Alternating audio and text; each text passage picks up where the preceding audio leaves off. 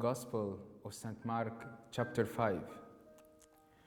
They came to the other side of the sea, of the territory of the Gerasenes.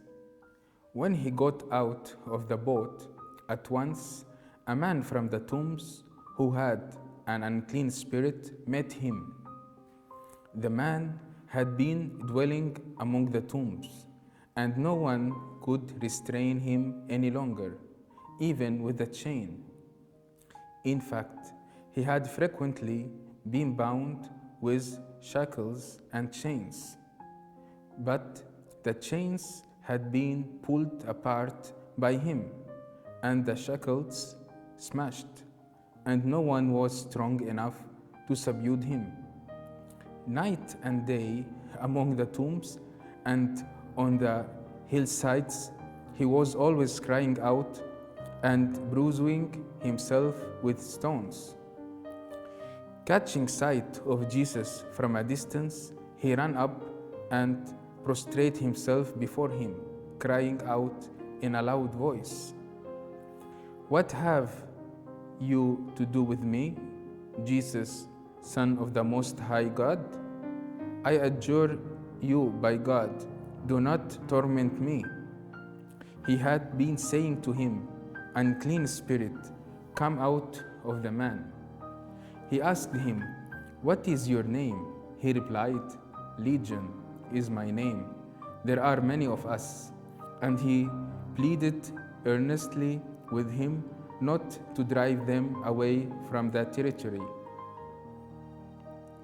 Now, a large herd of swine was feeding there on the hillside, and they pleaded with him, "Send us into the swine. Let us enter them." And he led them, and the unclean spirit came out and entered the swine. The herd of about 2,000 rushed down a steep bank into the sea, where they were drowned. The swineherd ran away and reported the incident in the town and throughout the countryside. And people came out to see what had happened. As they approached Jesus, they caught sight of the man who had been possessed by legion, sitting there clothed with and in his right mind. And they were seized with fear. Those who witnessed the incident explained to them what had happened to the possessed man and to the swine. Then they began to beg him to leave their district. As he was getting into the boat, the man who had been possessed pleaded to remain with him, but he would not permit him, but told him instead, "Go home to your family and announce to them all that the Lord in his pity has done for you."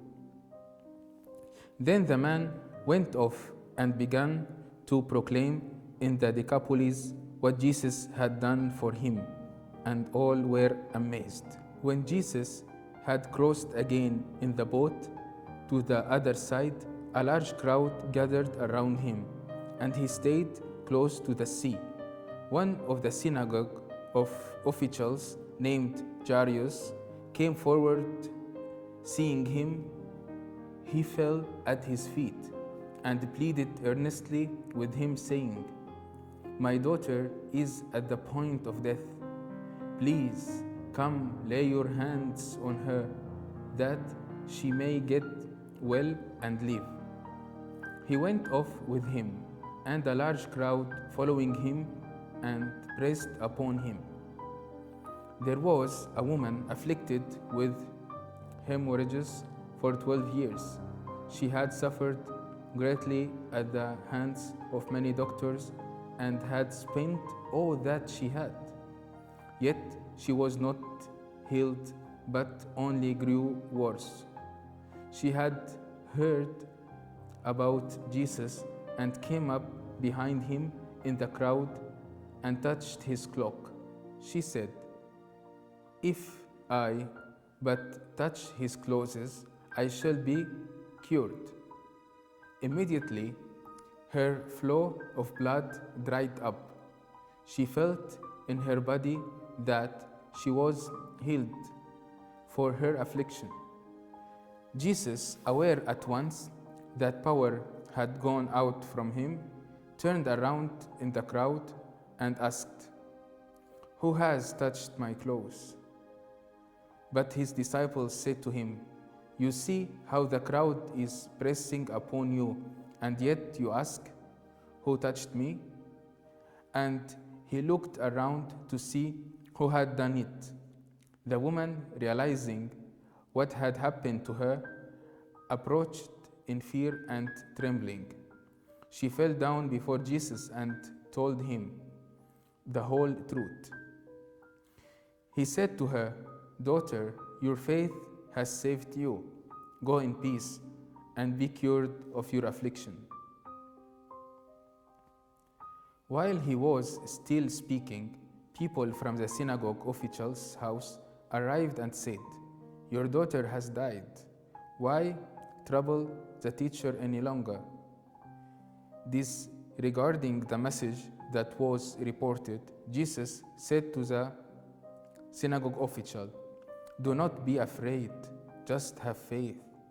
He did not allow anyone to accompany him inside except Peter, James, and John, the brother of James.